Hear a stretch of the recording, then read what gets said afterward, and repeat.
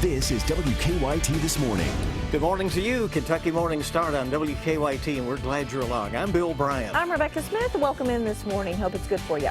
And our time is 6:30 right now, and we are live in Frankfort, where firefighters are fighting to pass legislation that would allow the families of firefighters who die from cancer to receive death benefits. We have new information after Georgetown police made 2 arrests in a pair of robberies. And the Kentucky Wildcats could be without some key players as they prepare for their 3rd game in 6 days tonight. Few sprinkles, light showers down toward the south and southeast. It's fading away. Give it another hour and it'll be long gone. Temperatures in the southern zones in the 40s, central zones in the 30s. And that goes for north too by the afternoon of 54 degrees. Nice day before it gets pretty active, and I'll have that in your forecast coming up. And leading our news this half hour on WKYT, for many years, organizations across the Commonwealth have been pushing for workers' compensation for firefighters who get cancer. Yeah, today state lawmakers will consider such a bill. It comes as Lexington firefighter Matt Logston undergoes treatment in Chicago for stage 4 cancer. WKYT's Mark Barber is live in Frankfort to explain what this bill would do. Good morning, Rebecca. Under current laws, when a firefighter dies in the line of duty, the state pays their family $80,000. Now, this bill aims to extend those line of duty death benefits to the families of firefighters who die from certain forms of cancer. Now, the Appropriations and Revenue Committee here at the state capitol will hear the bill at 9 this morning. Supporters say the firefighter cancer bill is needed because firefighters are exposed to dangerous substances when they fight fires, so they're at a much higher risk of getting cancer. However, some lawmakers have reservations about the bill. Some say if a firefighter gets cancer, you can't just assume it's related to their job. Many firefighters in Lexington are throwing their weight behind the bill for the families of 2 of their own. Firefighter Matt Logston is battling stage 4 cancer in Chicago after he received a difficult diagnosis last year. Also last year, well-known veteran firefighter Joe Vissing died from skin cancer. Now, one factor of the bill that the committee will certainly take into consideration this morning will be the burden that it could place on the budget. The governor is trying to trim the fat off the budget to offset the state's pension shortfall. Some lawmakers have already expressed concerns that legislation like this could strain the budget. Now, of course, that will be something that the committee will have to take into consideration today as they think about approving that bill and sending it on to the full Senate for a vote. Live in Frankfort, Mark Barber, WKYT. A Kentucky lawmaker is also fighting to get line-of-duty death benefits extended to paramedics. This comes after the death of Jessamine County paramedic John Mackey. Senator Tom Buford is sponsoring the bill in memory of Mackey. If passed, Senate Bill 43 will give the families of EMS workers and rescue squad members the same benefits as police officers and firefighters. The bill would cover deaths going back to July of 2014, including Mackey's. And employees' quick thinking and quick action foiled a man's attempt to rob a central Kentucky pharmacy. Georgetown police say a man handed a CVS pharmacist a note demanding prescription pills. The clerk, though, was able to dial 911 and then put the phone down. And just minutes later, city police showed up and arrested Larez Brown in the store. He is charged with robbery and tampering with physical evidence. Also in Georgetown, police say they have arrested the man who robbed a Domino's store at gunpoint last week. New this morning, the Scott County Detention Center says Anthony Butler is charged in that case. Police are still trying to figure out if Butler was behind robberies at a nearby Dollar General and a 3rd robbery in Lexington. New on WKYT this morning, a Stanford man is in jail in Lexington accused of exposing himself in front of a young child. Randy Kemplin is charged with indecent exposure. Police say a mother was walking her daughter to Tates Creek Middle School when they passed by Kemplin, who was exposing himself while sitting in his car. The mother says lots of students walked by where Kemplin was parked. Also new on WKYT this morning, a woman is in jail accused in a Madison County stabbing. LaSalle Mitchell's arrest citation says the father of her child came at her with a knife. Police say Mitchell was able to get the knife and stabbed the man multiple times. The Richmond Register says the victim is now in a medically induced coma. Mitchell is charged with assault. Well, this is Severe Weather Awareness Week here in Kentucky, and to make sure that people are prepared for what could be a potentially tough season ahead, there will be a statewide tornado drill this morning. Yeah, spring is just around the corner. Today's drill, pretty timely. WKOT's Mike Fire at our live desk with some tips for preparing for severe weather. Severe Weather Awareness Week is in full swing, and as part of the week, Kentucky will have a statewide tornado drill this morning. The drill will begin at 10:07 Eastern Standard Time. At this time, tornado sirens, weather alert radios, and television and radio stations will broadcast the alert, including right here on WKYT. Whether you're at home, work, or school, state emergency management officials encourage all Kentuckians to practice their tornado safety plan during the drill. Here's a few suggestions on what you may want to prepare for in the case of a real tornado. Now, before a tornado strikes, have a family tornado plan in place and practice. Watch for flying debris, store protective things, and put as many walls and floors between you and the tornado as possible. Now, during a tornado, if you're in a vehicle, park the car and stay out of traffic lanes. Next, stay in the car with your seatbelt on. If you can safely get lower than the roadway, then go ahead and exit the vehicle. It's important to note that you avoid seeking shelter under bridges or overpasses. Now, officials are asking everyone to use this drill as practice so you can have a plan in place in the case of a real tornado. This could ultimately save the lives of you and your family. At the live desk, Mike Byer, WKYT.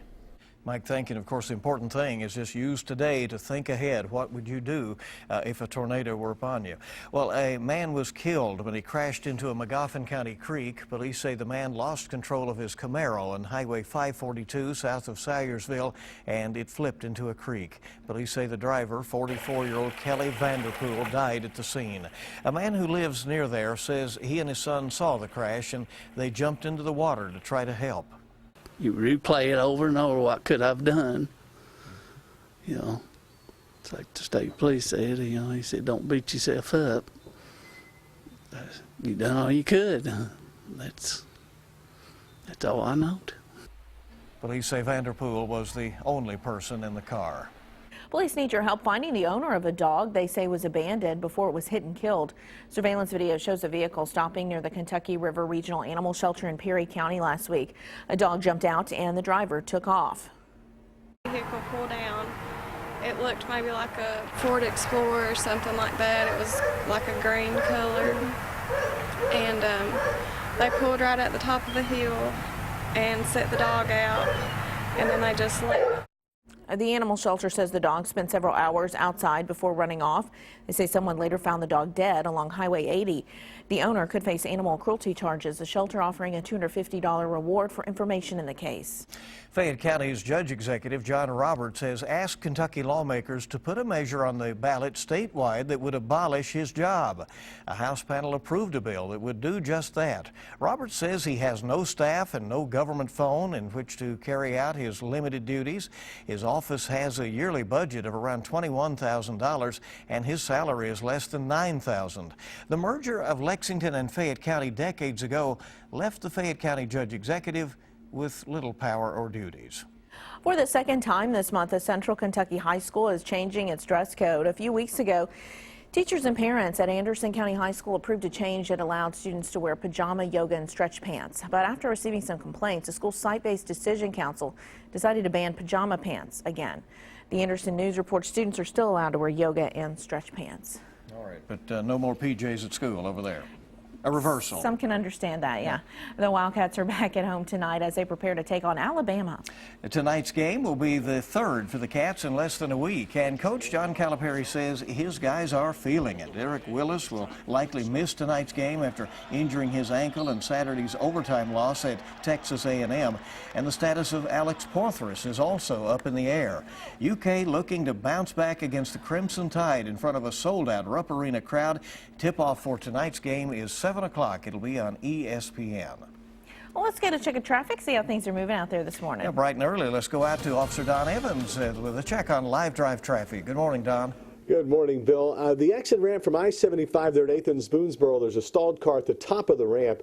It should be out of the way in the next 5 or 10 minutes. Just give you the heads up if that's part of your route this morning. Overall look at Lexington rush hour traffic, or pre-rush hour traffic, we should say. Live view looks good. We have the construction stuff downtown, but things are moving past those points. Not any major issues, at least as of right now. As far as drive times go, from Nicholasville, it's 12 minutes. Georgetown is 16, 17 from Paris on Paris Pike, and we're still okay coming in from Mount Sterling with about a 30-minute ride. Now back to you in the studio. All right, Don. Thank you so much. 6:40 is the time now on WKYT this morning. A lot more news on the way here on your Tuesday. Everyone gets grounded when they walk into this attraction and look inside the upside-down house after weather. Yeah, we have that one system moving on out. We're taking a bit of a break, and then here comes the next system. It's going to cause several issues for the Deep South, but what about us? What does that mean for us? Well, I'll have that coming up next.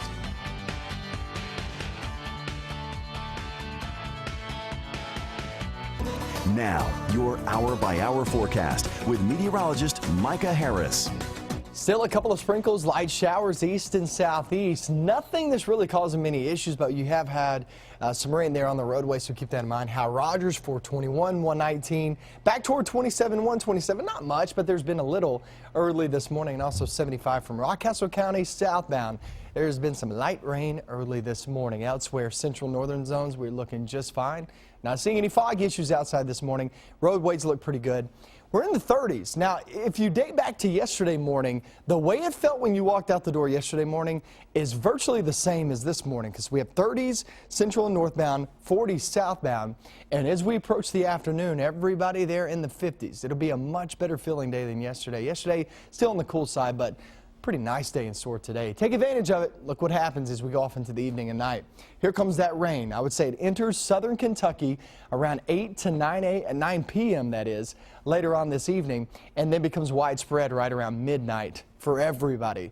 Then we head off into tomorrow, and you're talking about heavy rain on and off all day long. It's not going to stop anytime soon as that system rolls right through the state of Kentucky. That not only brings us some showers, but also some rumbles of thunder. Any severe weather expected? No, none with this one, but nonetheless, you'll have winds very gusty, 30 to maybe even 50 miles per hour as we approach tomorrow afternoon. Go off into Thursday. It's really Wednesday night into Thursday. Just before midnight Wednesday night, here comes some snow showers. It transitions from rain to snow, and then it works its way through on Thursday. Thursday, widespread accumulating snow. I would say as little as a coating of an inch to as much as 3 inches of snow. So you can see this isn't a major snowstorm, but it's just enough to cause some problems. Kids possibly being home there on Thursday as schools may be delaying or canceling. I'm not calling that, I'm just saying that is a possibility, and that's going to be on Thursday. So most of us, for the most part, I'd say a good 1 to 2 inches of snow. And then we look toward Friday, a couple of flakes, just very chilly. So let's talk about your snowfall totals, okay? Let's break this down for you as we go throughout the next 24 to 48 hours. Remember that rain to snow Wednesday night into Thursday, and there's your look as we head off into Friday morning. 1 to 2 inches is a good call for most, but you could be as high as 3 or as little as a coating there on the ground as you see back toward Taylor County, this one particular model. So that's just going to be the look there on Thursday. To break it down for you, for today, mainly dry 50s, you got to love it. Tomorrow, showers and thunderstorms. No severe weather expected, but still high winds, 30 to 50 miles per hour through the day. And then you head toward Thursday, there's your snow, widespread across the region. Friday's just going to be on a cold day. And then Saturday and Sunday, we pick it back up to the 40s and 50s. So it's only lasting 2 days there for your winter spell, I guess, if you will. Sandwich in between actually some spring temperatures. It's not a bad forecast. It's just going to be pretty active the next 48 hours. That's all. Well, we'll look ahead, right? Yeah, absolutely. Toward the weekend. Why not? Rain and some snow, then better. That's right. Got I like that breakdown. Thank you. Okay. There you go. 6:46 our time right now. A house in Taiwan is causing a stir. And you might feel like the room is spinning if you're there. That's because it was built upside down. The home includes everything from a living room to a garage, but visitors will have to get used to the ceiling as the floor and the furniture being above their heads. Organizers say the project took nearly 2 months to build, costing them almost $600,000. Did anybody ask why? That is so bizarre, but kind of cool. Well, I would want to go visit that house. You can see why it's an attraction, right? Yeah. Good to have you along on WKYT this morning at 6:47 on your Tuesday. Hope it's a good day for you. Yeah, we hope so. We have more news. Stay with us. Coming up, Ted Cruz fires a top aide and is blasted by Trump and Rubio ahead of tonight's Nevada caucuses. How the incident could impact the race. Plus, the Texas lab spearheading the research to find a Zika vaccine. More real news coming up on CBS This Morning, next. Good morning. Welcome back into WKYT this morning. 6:50 now. It is 10 till 7. A Senate committee in Frankfort will hear a bill this morning that would expand death benefits for the families of firefighters who die of cancer. The firefighter cancer bill would classify deaths caused by certain forms of cancer as line-of-duty deaths. That would help firefighters' families because they'd receive $80,000 line-of-duty death payment from the state. Lexington firefighters are fighting to pass the bill as one of their own battles a stage 4 cancer in Chicago. They say they're at higher risk of getting cancer because they're exposed to harmful substances when they fight fires. A former college basketball player says his national championship ring was stolen during a burglary in southern Kentucky. Marty Polium says thieves ransacked his Lincoln County home while he and his wife were vacationing in Florida.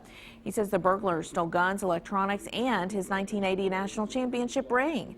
Polium used to play for the University of Louisville. He's offering a $1,000 reward for information leading to an arrest. Well, the polls are now open in Harrodsburg, where Kentucky's oldest city will decide whether to expand alcohol sales today. Harrodsburg already has limited sales in larger restaurants. The proposal on the ballot would loosen that restriction from the 100-seat minimum now down to restaurants that seat more than 50 people. The polls will be open in Harrodsburg today until 6 p.m. there in the city limits. Uber says the driver charged with 6 counts of murder after a shooting rampage in Kalamazoo, Michigan, had passed a background check, but had only been driving for the ride-hailing service less than a month. Uber says riders had given Jason Dalton good ratings until Saturday when it received multiple complaints about his driving. A county prosecutor says Dalton admitted carrying out the attacks and continued to give rides after the first shootings. The Republican presidential candidates are focusing on Nevada and its caucuses today. Yesterday, as they crisscrossed the state, Donald Trump urged supporters to participate, but says he is not enamored of the caucus system. Senator Ted Cruz got cheers for championing gun rights, opposing amnesty for immigrants who are in the U.S. illegally, and supporting abolishing the IRS. Marco Rubio picked up more establishment GOP endorsements. Demonstrators are expected to stage rallies in Apple stores across the country amid the company's ongoing encryption battle with the FBI. Apple refuses to comply with a court order to create a backdoor that would allow the FBI to access data from the iPhone of one of the San Bernardino terrorists. The company's appeal is due by Friday. A U.S. plan to close the prison at Guantanamo is to be delivered to Congress today in a last-ditch administration effort to make good on one of President Obama's campaign promises. But Congress is no less hostile to the idea today than at any other time. U.S. officials say the plan calls for up to $475 million in construction costs, but would save as much as $180 million per year in operating costs once detainees are transferred to the U.S. This next story will have you seeing double, but don't worry, your eyes will not need to be checked. The two twin sisters in Utah have each had 2 sets of twins. Hospital staff say you're more likely to be struck by lightning than 2 twins giving birth to twins twice. Okay, that's confusing. Doctors said the odds of one of the sisters, Carrie, getting pregnant were low. That made the news of her having twins that much sweeter. And I found out I was pregnant the day she found out she was having twins. Carrie and Kelly say all 9 kids will grow up together. In fact, Carrie and her husband building a house near her sisters so the whole group can stay close-knit. Wow. Well, a big congratulations this morning for EKU sophomore Megan Smith. The owner of Doodlebug Cakes in Berea won last night's episode of the Food Network show Cake Wars. At just 18 years old, Smith is the youngest contestant and now the winner in the show's history. The grand prize, $10,000. Well, a big congratulations to her, and Eastern's president Mike Benson's already tweeted out a big congratulations and so forth, but everybody wants a slice of her cake now, right? We have the latest for you on WKYT.com, and we'll be updating it throughout today. We're, of course, covering today's statewide tornado drill set for 10:07 this morning. Emergency workers hope you'll think through your plan. Figure out exactly what you would do if a tornado came your way. Also trending this morning, Lexington keeps growing and more drivers are cutting through neighborhoods to get where they're going. WKYT investigates how that is leading to higher speeds and lots of complaints from people who fear for their family's safety. You can check out our story on that on demand. A lot of you have been clicking on and sharing our story about Lexington's decision to fill in that big hole at the Centerpoint lot downtown if the underground garage is not under construction by the end of March. That's where things stand right now. Our most clicked on story is UK football player Jason Hatcher's dismissal from the team after he was arrested on drug charges. The Franklin County Sheriff says he had a pound of marijuana inside his car. Back on Kentucky.com, more of a watchdog report on how properties that are slated for development are being taxed at pennies on the dollar. And that shifts the burden to everybody else. That includes such properties as a 77-acre lot next to the Hamburg Shopping Center that's classified as farmland, so it was taxed at just $644 last year. CBS This Morning is coming up shortly with your eye opener and, of course, the latest from around the world. And we'll have local updates. Join us on Facebook, follow us on Twitter or Instagram, and for the latest anytime, WKYT.com. And I've checked across the roadways. Things look pretty good there for traffic. We're looking toward the east and southeast. That's where we have still some sprinkles left over. We had some showers overnight early this morning, but that is now faded, almost all the way faded. And remember yesterday morning when you walked outside, if you remember that feel, whether it was chilly or it felt okay, that's exactly the way it is this morning. Because down south, again, we have the 40s, and then you go into central and northern zones, we have the 30s. So it all depends on where you live once again this morning. Still pretty chilly central and northern zones. We get into your afternoon, 54 degrees. Only a very slight chance this afternoon of seeing a passing shower in the southern half of our viewing area. So much of your day is going to be dry, guys. Head off into the evening. That's when the rain moves in from the south, and it'll be widespread there by midnight. So watch out for some wet and soggy commute there tomorrow morning at this time. Don't be surprised by thunder That's overnight, true. Yeah, right? Okay. absolutely. Nobody's more up to date than you to start your day, and Kentucky Morning Start on WKYT. Have a great day.